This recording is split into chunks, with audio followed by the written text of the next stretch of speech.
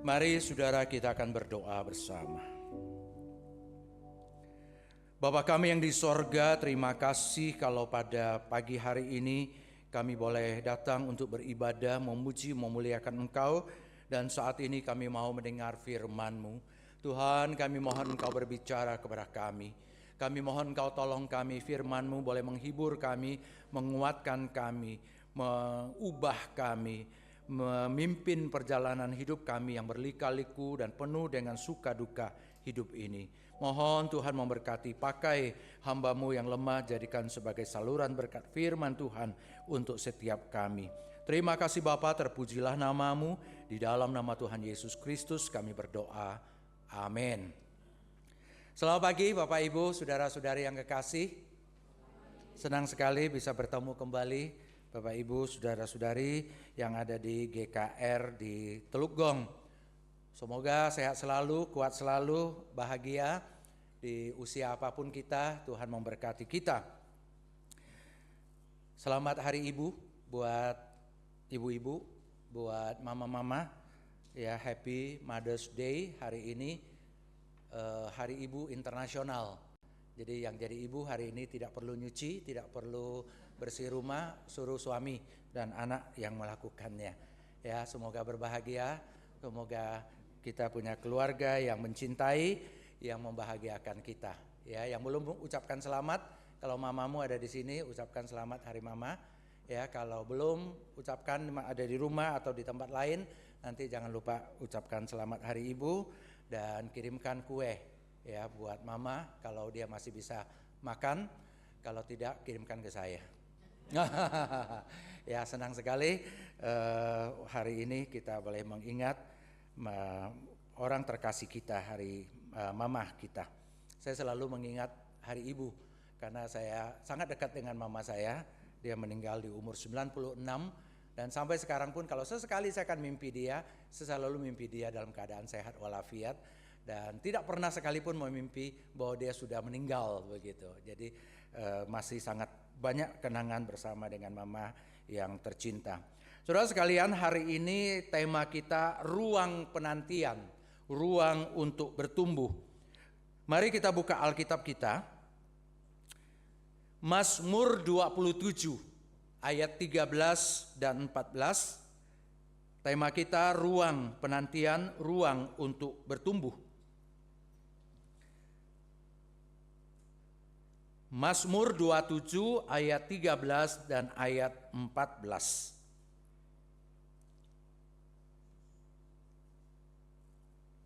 Demikian bunyi firman Tuhan, sesungguhnya aku percaya akan melihat kebaikan Tuhan di negeri orang-orang yang hidup. Nantikanlah Tuhan, kuatkanlah dan teguhkanlah hatimu. Nantikanlah Tuhan. Saya akan baca sekali lagi. Sesungguhnya aku percaya akan melihat kebaikan Tuhan di negeri orang-orang yang hidup. Nantikanlah Tuhan, kuatkanlah dan teguhkanlah hatimu. Nantikanlah Tuhan. Saudara-saudari yang kekasih, menunggu adalah pekerjaan sehari-hari kita. Kadang kita menunggu sebentar dan sudah terjawab, terpenuhi apa yang kita tunggu. Kadang-kadang kita menunggu untuk waktu yang sangat lama. Dan bahkan kadang-kadang seumur hidup banyak penantian kita bahkan tidak terjawab. Saudara sekalian, ada seorang anak perempuan yang sudah ditinggal meninggal oleh papa, tapi mama masih hidup dan mama kemudian jatuh sakit. Anak tunggal, dia harus merawat mamanya di rumah. Tetapi pada pihak lain dia harus bekerja untuk menghidupi dia dan mamanya dan mengobati penyakit mamanya. Awalnya mencoba untuk bisa tetap bekerja seperti biasa. Tapi karena di rumah tidak ada yang merawat mama, tidak ada yang menjaga mama, mama mengalami kesulitan dan dia juga sangat khawatir, mau memakai pembantu, memakai suster jelas juga tidak mungkin. Ya, harus bertahun-tahun mengalami kesulitan, akhirnya dia harus berhenti bekerja, usahakan sebisa mungkin dapat uang melalui bekerja dari rumah dengan online dan sebagainya, dan semakin lama semakin kesulitan. Sebagai anak yang berbakti akan terus mencoba menjaga mama, merawat mama, menunggu mama untuk sembuh. Tidak pernah sekalipun berdoa, supaya mamanya cepat dipanggil Tuhan, enggak, supaya mamanya sembuh. Tapi menunggu mamanya sembuh itu juga hal yang sulit luar biasa. Kalau hanya 1-2 minggu, 1-2 bulan, bahkan 1-2 tahun mungkin masih bisa. Tetapi kalau bertahun-tahun kemudian, itu pekerjaan menunggu yang sangat mengesalkan. Sebaik apapun anak, banyak kali akan ada luapan emosi, kemarahan, kekekian. Apalagi dia melihat kehidupan pribadinya pun sangat terganggu. Karena harus menjaga mama yang sakit. Saudara, kita bisa sangat memahami kalau orang-orang yang seperti demikian merasa kesal luar biasa kalau harus menanti mamanya untuk sembuh. Pada pihak lain sang mama, apakah dia sangat senang dalam kondisi seperti itu? Enggak, justru semakin terbebani oleh karena anaknya yang harus berkorban untuk dia. Dan dia juga bosan menunggu untuk sembuh, bahkan biasanya sampai pada taraf dia lebih baik meninggal daripada harus menjadi beban bagi orang lain. Tapi tentu juga dia tidak berharap dia meninggal, dia berharap dia bisa sembuh. Tetapi menunggu untuk sembuh pun sesuatu hal yang sangat-sangat sulit. Saudara sekalian, memang hidup kita banyak pertanyaan yang gak bisa dijawab. Saudara mungkin ada tahu sebuah lagu bukan? Yang berjudul Apa Kebahagiaan Sejati di Masa Tua. Ya, saya gak berani baca bahasa Mandarinnya karena takut kalian tertawa. Ren Lau Liao Tse dan sebagainya itu ya. Silakan nanti kalian dengar lagunya. Apa kebahagiaan sejati di masa tua? Apa ya kebahagiaan sejati di masa tua? Ini lagu orang-orang dari Taiwan atau dari Chungko ya. Jadi satu-satunya dianggap bahagia sejati itu adalah sehat. Masih bisa berjalan sendiri, masih bisa masak sendiri. Yang paling menakutkan adalah harus bergantung pada orang lain. Saat manusia menua, apakah kebahagiaan sejati? Seberapa berbakti pun anakmu, mereka tak bisa menanggung sakitmu. Kebahagiaan sejati adalah ketika sepanjang hidup kita kuat menghadapi badai, tidak bergantung pada orang lain. Jadi ujungnya ingin mengatakan tubuh yang sehat itu sangat-sangat penting. Dan semua kita ingin kalau bisa nanti meninggal dengan sangat tenang. Tidak perlu ada sakit, tidak perlu menyusahkan orang. Tapi itulah hidup saudara, tidak semua hal yang kita inginkan terjadi. Sakit kita menunggu untuk sembuh sulit. Bahkan perlu bertahun-tahun kemudian mungkin baru sembuh. Bahkan mungkin seumur hidup tidak pernah sembuh. Setelah masa tua rasanya sudah tidak lagi berguna. Kita bahkan berdoa-doa supaya Tuhan membawa kita kembali ke surga. Tapi Tuhan bilang belum waktunya. Ketika mama saya waktu sudah mulai menjelang mungkin umur 70-an, 80-an. Dia tanya kenapa saya harus masih hidup. Supaya apakah saya harus melihat orang-orang yang lebih muda meninggal duluan. Dia melihat anaknya meninggal. Pertama mungkin melihat suami meninggal, melihat kerabat seumur dia meninggal. Kemudian harus melihat anak-anaknya meninggal. Dan dia masih hidup, dia merasa beban berat luar biasa. Saya selalu menjawab, Ma, Tuhan kasih umur panjang supaya anak-anak cucumu belajar untuk merawat mama. Untuk mengasuh mama. Karena mama pernah lakukan hal yang sama untuk anak dan cucu. Tapi dia sering bertanya lama-lama pun saya gak tahu mau jawab apa lagi. Ya ketika masuk umur 90-an dia tanya, kenapa Tuhan belum panggil saya? Begitu. Ya saya selalu menjawab hal yang sama. Ya mungkin lama-lama dia juga bosan mendengar alasan itu. Supaya anak dan cucu bisa belajar berbakti untuk merawat mama dan nenek. Masa udah sekian puluh tahun masih gak belajar-belajar juga begitu ya. Ya memang seperti itu saudara, dia juga ingin cepat. Dia tidak akan menunggu lama. Kemudian umur 96 dia meninggal dunia. Banyak hal mungkin kita tidak tahu saudara. Menanti, menunggu itu bukan sesuatu hal yang mudah. Karena itulah saudara dalam bahasa Indonesia ada pepatah mengatakan menunggu adalah pekerjaan yang paling membosankan. Betul gak? Ya apalagi zaman dulu alat komunikasi kurang. Kita janjian jam 9 ketemu ya. Jam 10 dia masih belum muncul. Mau ke mana ya nggak bisa dihubungi, nggak kayak zaman sekarang bisa WhatsApp, bisa handphone. Ya. Dan kalau dia sudah keluar rumah mau telepon ke rumahnya pun nggak bisa lagi, belum tentu dia juga punya telepon rumah. Tapi kita belajar untuk sabar, menunggu, tapi membosankan luar biasa. Bahkan pada zaman ini setelah kita punya alat komunikasi yang mudah, kita malah mungkin lebih cepat bosan menunggu setelah 15 menit menunggu, karena kesabaran kita semakin tipis. Nunggu sedikit saja kita, aduh nggak sabar. Coba saudara kirim WA, dan temanmu belum baca, udah mulai kesel. Dia baca, udah centang, udah biru, tapi dia belum balas. Baru 1 menit belum balas, 2 menit belum balas, 3 menit belum balas. Apalagi hal-hal yang kita anggap penting, kita langsung kesel. Padahal kalau zaman dulu, udah seminggu belum ada balasan pun kita masih sabar menunggu. Ya kan, kalau zaman dulu, kalau coba kalian pernah tua, bukan pernah tua, yang sudah tua, ya kirim surat bilang aku cinta padamu, ya tuh calon pacarmu ada di Pekanbaru sana atau di Medan sana, ya 1 minggu kemudian suratmu baru sampai. Dia baca 2-3 hari untuk merenungkan jawabannya apa. Dia balas lagi, seminggu kemudian baru sampai ke kita. Jadi sekitar paling tidak 3 minggu sampai ke kita, hanya untuk menerima jawaban aku tidak mencintaimu. Wah, selesailah sudah gitu kan. Tapi kita sabar menanti, kita sabar. Tetapi kalau sekarang justru enggak. Coba 2-3 menit WA-mu enggak dijawab padahal dia sudah baca. Kita merasa kesalnya luar biasa. Memang menunggu enggak enak. Apalagi buat orang-orang yang enggak sabaran, apalagi anak-anak muda, apalagi orang yang emosional, apalagi orang yang punya banyak sekali hal-hal yang memang dia enggak sukai ketika harus menunggu, enggak sabaran. Wah, kemudian banyaklah terjadi senggol-senggolan mobil di jalanan. Banyak sekali orang yang cepat kaya, kemudian dengan cara-cara pakai dukun, korupsi dan sebagainya, karena mereka nggak mau menunggu. Tapi saudara, tentu saja tidak semua orang seperti demikian. Kita tahu juga dalam bahasa Indonesia ada pepatah mengatakan, ibu adalah menunggu. Ibu, bukan ibu sedang menunggu, ibu adalah menunggu. Definisi seorang ibu, ibu adalah menunggu.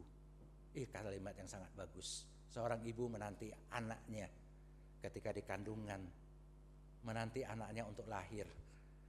Dia tidak ingin percepat, jangan kelamaan 3 bulan aja dah, 5 bulan aja, enggak. Dia nunggu pas mateng 9 bulan keluar. Kecepatan dia malah khawatir. 9 bulan. Dan itu sulitnya luar biasa. Setelah lahir, apakah beres? Semua sudah selesai, penantian sudah selesai? Enggak, dia harus menunggu lagi.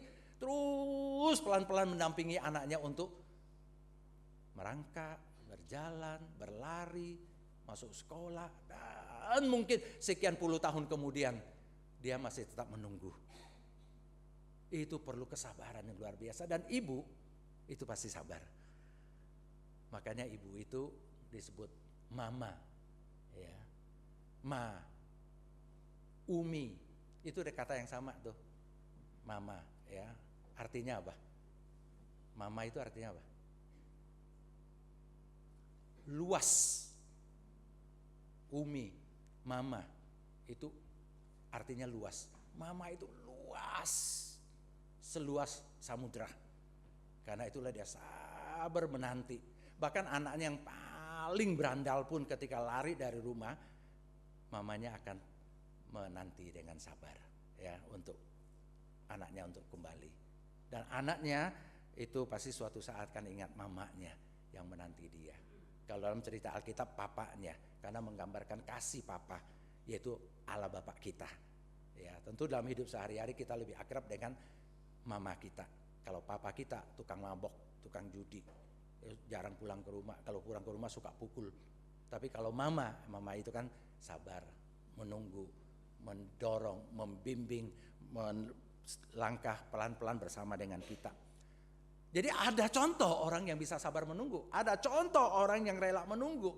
Jadi bukan sekedar hanya orang pemarah, orang yang tidak sabar, orang yang terburu-buru, orang yang main tabrak, enggak. Tapi ada orang yang sabar menanti sampai masa tuanya pun dia akan terus mendampingi anaknya untuk berhasil, untuk sukses, untuk jadi orang.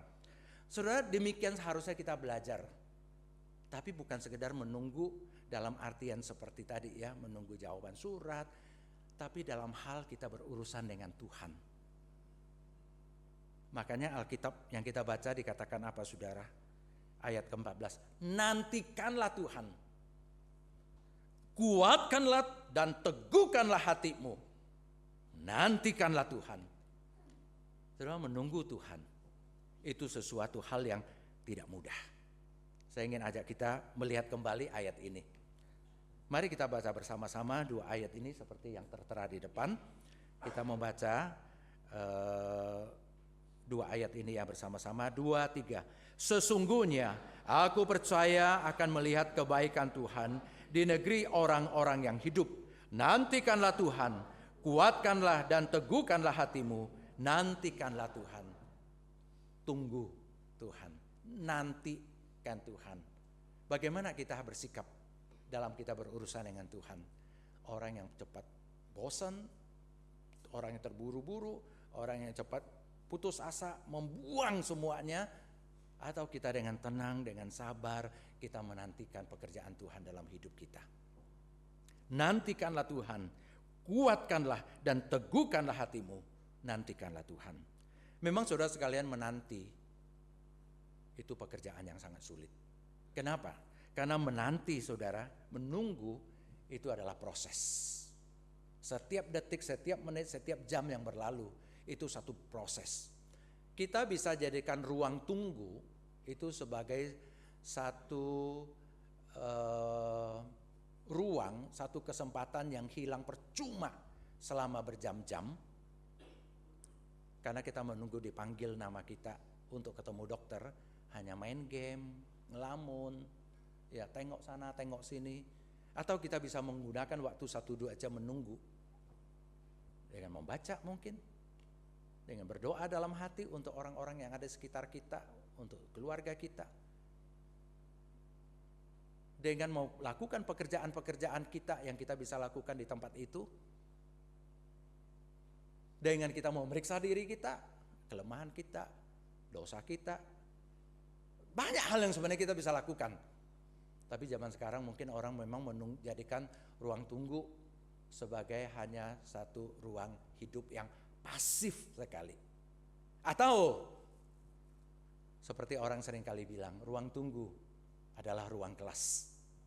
Nah, itu berarti dia menjadikan masa menunggu itu sebagai satu proses. Satu proses pembentukan, satu proses di mana kita menjadi lebih baik, khususnya dalam hubungan dengan Tuhan.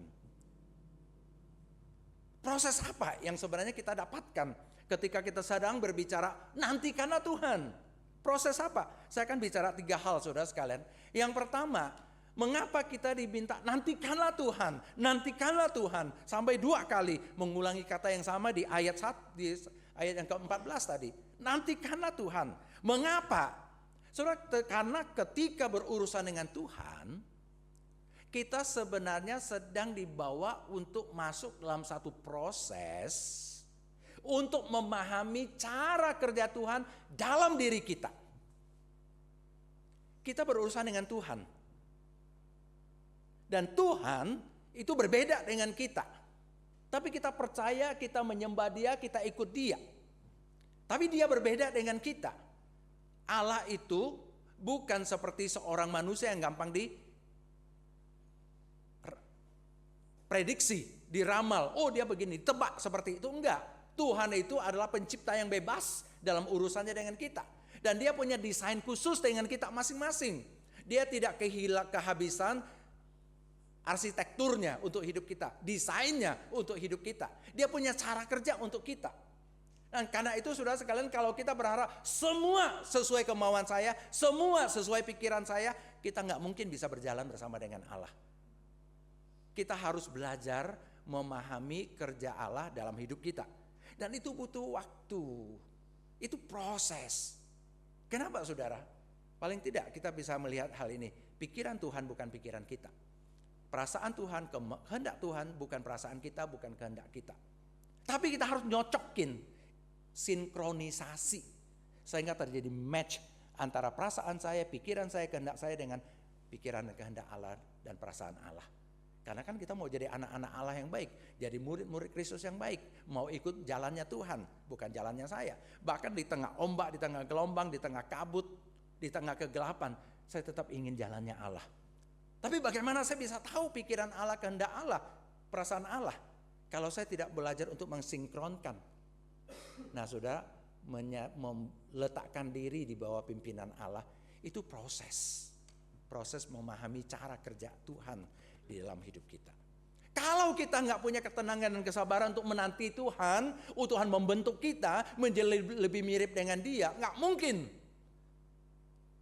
kita bisa memahami kehendak Tuhan. Nggak mungkin. Baca Alkitab belum 5 menit udah berhenti, bosan. Jangan seperti ada calon mahasiswa STT Amanat Agung yang pernah saya wawancarai, bukan Lause Okta. Karena dia diterima, bukan Lause Yunus juga, karena dia diterima. Yang saya ceritakan ini tidak diterima.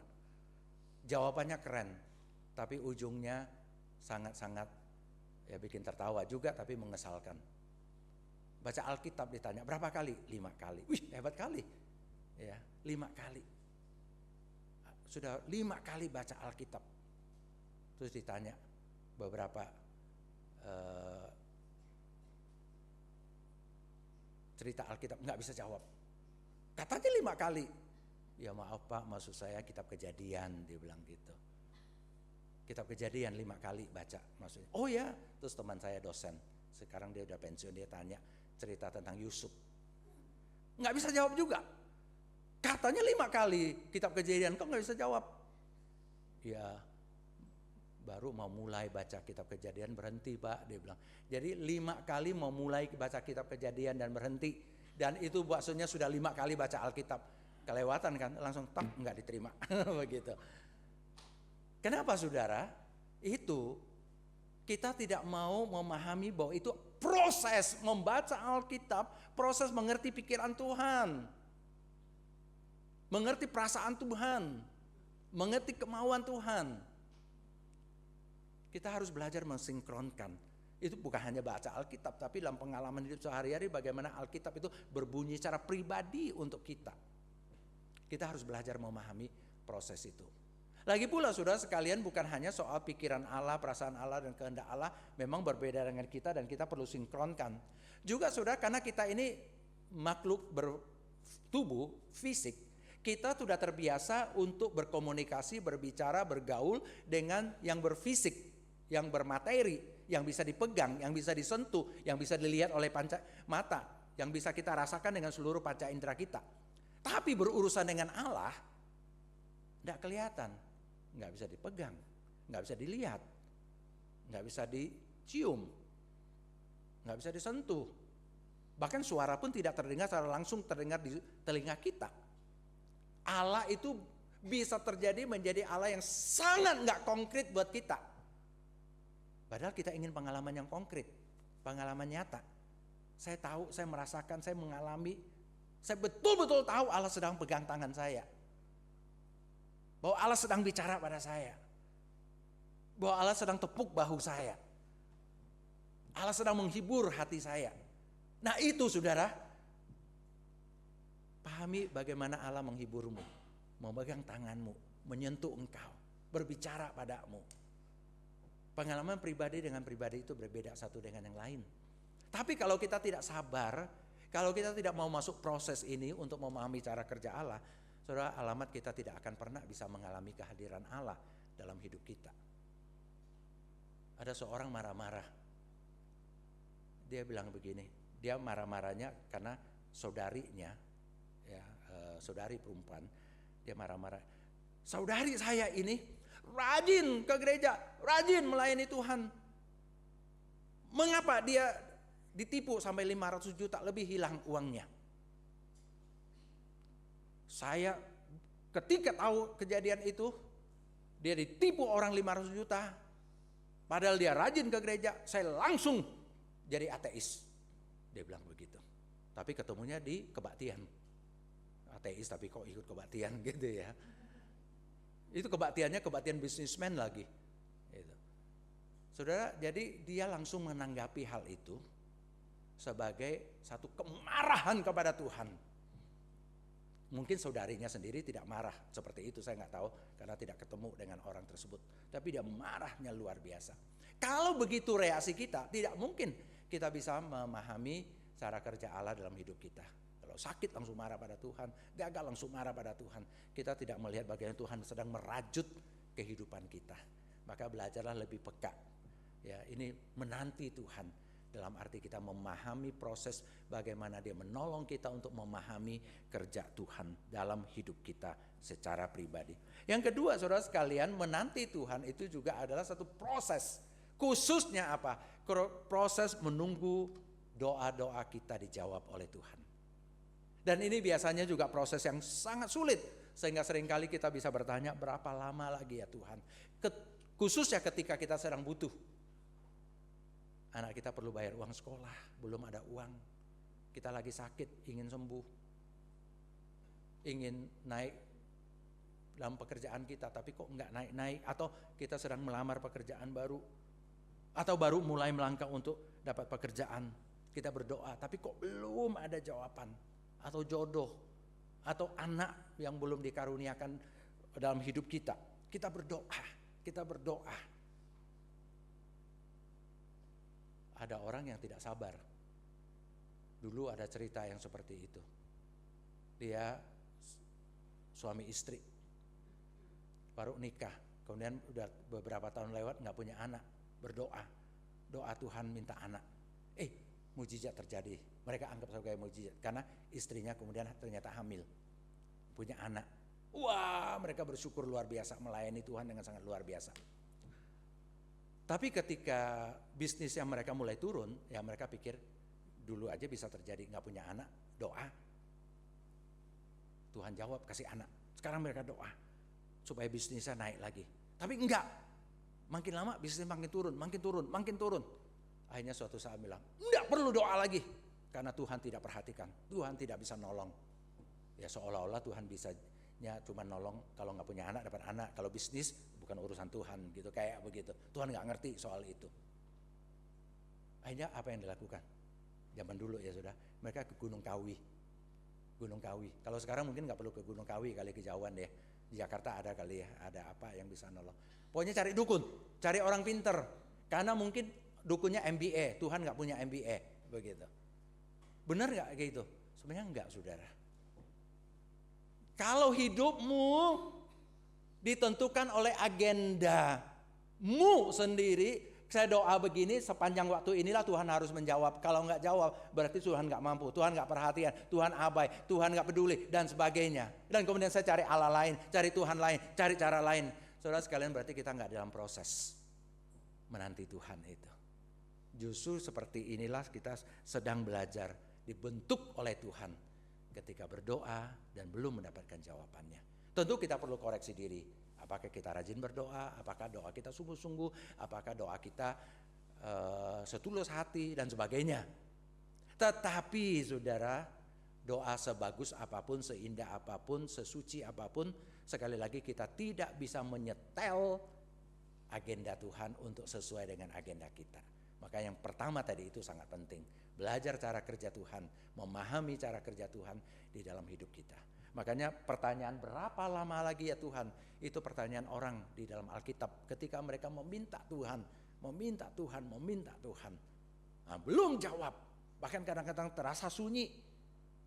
Tapi mereka tetap jalani hidup mereka untuk pegang pada Tuhan, untuk percaya pada Tuhan. Yang ketiga yang biasanya sering kali terjadi dan dibicarakan Alkitab adalah proses menunggu Tuhan bertindak. Khususnya ketika orang melihat adanya ketidakadilan, adanya orang yang ditindas, adanya orang yang dibikin menderita oleh orang lain, atau kita sendiri, atau gereja kita, atau umat Allah yang ditindas oleh orang yang lebih jelek dari kita. Orang Israel seringkali bertanya kepada Tuhan, mengapa Tuhan kami ditindas oleh orang yang lebih berdosa dari kami? Kayak begitu.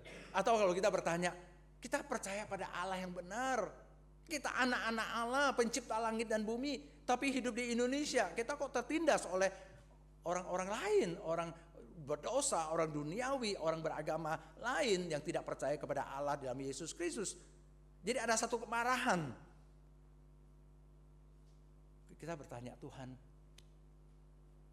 di manakah Engkau? Tuhan, berapa lama lagi kami harus menanggung penderitaan ini? Banyak orang kemudian akhirnya tidak sabar menjadi ateis. karena merasa Tuhan tidak mau bertindak. Itu juga salah, saudara sekalian. Karena sekali lagi kita ingin menyetel kemauan Tuhan untuk kita. Kemauan kita untuk disamakan supaya Tuhan ikut kemauan kita. Itu tentu tidak betul. Tapi betul, kita harus selalu meminta Tuhan bertindak untuk melepaskan orang dari penderitaan. Dan mungkin Tuhan memakai kita untuk bekerja di dalamnya. Tetapi sebagus apapun yang kita lakukan, tetap masih banyak orang yang tertindas, orang miskin, orang yang menderita, orang sakit. Kita nggak bisa nolong semuanya untuk itu. Kita tetap berdoa, kita meminta pada Tuhan, kita tetap membantu untuk prosesnya ini. Tapi sekali lagi enggak semuanya kemudian langsung terjawab. Ya. Tadi pagi saya mengutip satu lagu namanya Siti Mawarni. Ada yang tahu? Mestinya karena anak muda lebih tahu. Lagu itu aslinya diciptakan, dibikin, ya sebenarnya sebelumnya sudah ada nada lagu itu, tapi lagu itu baru diciptakan untuk protes betapa banyaknya sabu, narkoba di Sumatera Utara. Ya makanya Siti Mawarni itu ceritanya anak di Labuan Batu. Tapi kemudian lagu itu dibikin syair baru lagi, jangan sangat cepat, untuk koruptor di Indonesia. Saudara sekalian, korupsi di Indonesia itu gila-gilaan. Ya. Tapi mereka kaya makin kaya. Udah terang-terangan nipu duit pun hidupnya, nipu duit rakyat, nipu uang negara, masih hidupnya sangat makmur. Di penjara pun mereka bisa punya hidup seperti bungalow. Kan kita merasa nggak adil, Tuhan nggak adil. Makanya lagu itu bilang, yang korupsi Tuhan, dibilang gitu ya. Yang korupsi cepat cabut nyawanya. Ya kadang-kadang kita bisa berdoa juga seperti itu ya. Koruptor Tuhan katanya. Itu lagu sangat bagus untuk dinyanyikan rame-rame kalau ada ribuan orang nyanyikan. Dan kalau seluruh Indonesia nyanyikan lagu itu, mau nggak mau pemerintah harus mendengar dengan serius. Ya saya berharap suatu saat ada konser nasional melibatkan kira-kira mungkin 1 juta orang Indonesia. Sabang sampai Merauke bersama nyanyikan di menit yang sama begitu. Wah, luar biasa. Karena kita tahu betul, saudara sekalian, banyak orang miskin tertindas oleh orang-orang kaya yang koruptor seperti itu. Harus nyanyikan, bahkan sampai kesel, Tuhan cabut segera nyawanya, katanya begitu. Ya, tapi tentu saja kita tahu hal itu tidak segera langsung terjadi. Ya, kita lihat banyak orang yang koruptor hidupnya setiap hari bisa habiskan miliaran. Sementara ada orang yang hidup satu hari hanya pendapatan 50.000 rupiah untuk hidupkan istri dan 2 anaknya. Kita pikir ini gak adil Tuhan gitu. Nah saudara sekalian, pertanyaan itulah maka tadi, berapa lama lagi ya Tuhan? Kalau Anda ingin langsung mendapat jawaban tuntas, Anda ingin semua diselesaikan dengan cepat, seperti lampu Aladin digosok-gosok muncul jin kemudian kasih jawaban buatmu, itu hanya ada di film Princess Jasmine, tidak ada dalam hidup nyata pada hari ini.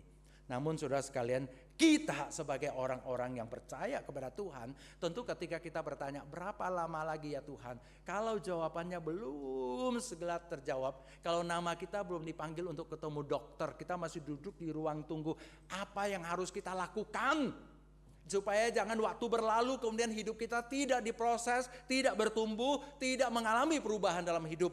Nah disitulah Alkitab yang kita baca tadi mengatakan, sesungguhnya aku percaya akan melihat kebaikan Tuhan di negeri orang-orang yang hidup. Nantikanlah dan kuatkanlah Tuhan, kuatkanlah dan teguhkanlah hatimu. Nantikanlah Tuhan. Saudara sekalian, saya pertama ingin ajak kalian untuk kembali pada basic iman kita. Kalau doamu belum segera terjawab, kalau engkau masih menantikan, engkau masih banyak bertanya, engkau masih bertanya berapa lama lagi ya Tuhan, mengapa Tuhan aku masih harus pikul sakit ini, penderitaan ini, kesulitan ini, mengapa saya masih harus di dalam kondisi yang seperti ini. Kita bisa kemudian ragu, bisa kemudian goyah, bisa kemudian bahkan mungkin kita marah pada Tuhan, mungkin kita bahkan membuang iman kita, mungkin kita malah gak ke gereja dan sebagainya. Jangan. Justru karena ayat firman Tuhan ini mengatakan apa? Kalau engkau punya pertanyaan-pertanyaan seperti itu, ketika engkau sedang menantikan Tuhan bekerja, apa yang harus engkau lakukan? Apa yang harus engkau punyai? Percayalah pada kebaikan Tuhan. Percayalah pada Tuhan yang baik itu, yang tidak akan memberikan batu ketika anaknya minta roti, tidak akan memberikan ular berbisa ketika anak-anaknya meminta ikan. Mungkin setiap sehari kita merasa dapatnya cuma batu. Setiap hari kita ingin makan, tapi yang dapatnya justru ular berbisa, yang makin membuat hidup kita sulit. Apakah kemudian kita berpikir Tuhan yang kasih saya batu itu, Tuhan yang tidak peduli? Enggak, saudara, Tuhan itu baik. Tuhan itu mencintai kita. Kalau di depan tadi saya mengatakan seorang ibu menanti anaknya. Dan bisa terjadi seumur hidup dia menanti anaknya tidak kembali. Sama sekali tidak kembali, bahkan lupa. Ibunya ditinggal atau ditaruh di panti jompo. Tapi kalau kita lihat sebaliknya, kalau seorang anak menanti ibu, katakanlah ibu ini harus kerja keluar kota. Nah, kamu harus berusaha untuk bisa menolong dirimu sendiri di rumah, karena untuk mendapatkan uang saya harus keluar kota. Setengah tahun kemudian saya kembali. Anak ini tahu mamanya bukan melarikan diri, anaknya pergi untuk kembali. Maka dia akan menunggu dengan satu kepercayaan bahwa mamanya akan kembali. Bahkan 6 bulan kemudian secara persis mamanya akan kembali. Kenapa? Karena dia percaya pada mamanya. Dia tahu mamanya baik. Dia tahu mamanya mencintai dia. Dia tahu mamanya diam selama 6 bulan itu bukan melarikan diri, bukan tidak bertanggung jawab, bukan abai. Dia tahu mamanya akan balik untuk menengok dia, menolong dia, menghibur dia, menguatkan dia. Dia hanya perlu sabar menanti dengan dasar percaya. Memang seorang mama sebaik apapun, secinta apapun, ada keterbatasan. Dia sangat cinta, sangat baik, sangat setia pada anaknya. Bisa terjadi akhirnya dia tidak mampu memenuhi janjinya, 6 bulan kemudian dia balik. Karena ada hal yang menghalangi dia. Mungkin dia jatuh sakit, mungkin ada jalanan yang terpotong karena longsor, dia tidak bisa lewat. Dalam hal itu dia tidak punya kuasa. Dia baik, dia mencintai, dia setia, tapi nggak punya kuasa, nggak punya kemampuan untuk mengatasi kesulitan. Tetapi Allah kita bukan hanya baik, mengasihi, setia, tapi dia mampu untuk menolong kita. Jadi karena itu saudara, firman Tuhan ayat 13 tadi mengatakan, aku percaya, I believe, itu pengakuan iman yang kuat yang selalu harus ada. Aku akan melihat kebaikan Tuhan. Tuhan yang baik akan bertindak kebaikan untuk saya. Mungkin saat ini belum kelihatan, tapi saya percaya. Dan kepercayaan inilah saudara yang menjadi dasar dalam hidup kita. Walaupun kita tidak bisa melihat Allah, tapi kita tahu dia bersama dengan kita. Walaupun mungkin belum sangat kuat kita melihat konkretnya dia pegang tangan saya, tapi saya percaya dia pegang saya. Ada satu kepercayaan yang kuat seperti demikian. Dengan kepercayaan seperti itulah maka di ayat 14 bisa dikatakan begini. Kuatkanlah dan teguhkanlah hatimu. Ini bukan mimpi kosong. Ini bukan harapan kosong. Tapi ini adalah berharap kepada Allah yang setia. Pengharapan kepada Allah yang setia, kepercayaan kepada Allah yang setia dan yang mampu itu mendorong, menguatkan kita dari dalam untuk tidak pernah goyah. Ada kesulitan, ada penyakit, aku menantikan Tuhan. Aku cari dokter, aku berusaha sembuh, tapi pada akhirnya aku bergantung pada Tuhan. Aku tidak akan marah-marah, aku tidak akan mundur dari pelayanan, aku tidak akan mundur dari iman, aku tidak akan menjadi ateis. Aku bahkan akan bisa bersaksi melalui kehidupanku, karena aku tahu Tuhan yang beserta aku. Dan sudah itu kita ada kekuatan, kuatkanlah dan teguhkanlah hatimu. Tentu ada saatnya kita ragu. Tentu ada saatnya kita mulai bisa putus asa. Tentu ada saatnya kita mulai bisa mendengar bisikan-bisikan dari orang-orang lain. Alah, kalau Tuhanmu bisa menolong kamu, masa sih dia gak bisa bikin kamu diselamatkan turun dari salib itu? Itu kan orang-orang yang bilang sama Tuhan Yesus, kalau engkau betul anak Allah, gitu kan dan sebagainya, turun dari salib. Tidak, saudara sekalian. Itu mungkin suara dunia yang mencoba untuk menghancurkan iman kita. Tapi justru kalau kita betul-betul mulai dengan kepercayaan, Kalau kita melihat kepada apa yang Allah sudah karyakan buat kita, salib Yesus Kristus. Anaknya yang dikasihi diberikan kepada kita. Dikatakan begitu kan? Masakan berkat-berkat lain, pertolongan lain, pemeliharaan lain tidak diberikan untuk kita. Kalau anaknya diberikan untuk kita, hal-hal yang lain itu adalah garansi, adalah suatu yang sudah digaransikan untuk kita. Yang kita perlu tumbuhkan kekuatan, keteguhan hati kita untuk menjalani kehidupan ini. Dan jadikan proses menanti itu sebagai satu proses yang berguna buatmu, yang melatih hidupmu, yang membuat kamu bertumbuh, membuat kamu berubah. Jangan mau ngedumel, bersungut-sungut, marah-marah, maki-maki. Kemudian seluruh waktu kita habis hanya untuk kita bersungut-sungut dengan kehidupan ini. Hidup menjadi tidak produktif dan tidak ada kesaksian apapun buat orang-orang lain. Karena itu saudara, kita harus kuatkan hati. Itulah yang saya ingin kutip sekali lagi di ayat yang ke-14. Dikatakan begini, nantikanlah Tuhan, kuatkanlah dan teguhkanlah hatimu. Ya, nantikanlah Tuhan. Ada kata iya, itu terjemahan edisi pertama. Saya senang dengan ada kata iya tadi itu. Jadi kayak ada satu penegasan, walaupun aslinya tidak ada iya, tapi nadanya memang seperti itu. Karena diulangi lagi, nantikanlah Tuhan, kuatkanlah dan teguhkanlah hatimu. Iya, nantikanlah Tuhan. Maka saudara belajar dalam proses ini untuk menantikan Tuhan bekerja dalam hidupmu. Di tengah gelap apapun, di tengah kelabu apapun, kita tahu Tuhan ada memegang tangan kita. Alami Tuhan secara konkret, tapi sebelum itu betul-betul engkau alami, jangan pernah menyerah. Kuatkanlah, teguhkanlah hatimu. Amin. Kita akan berdoa bersama.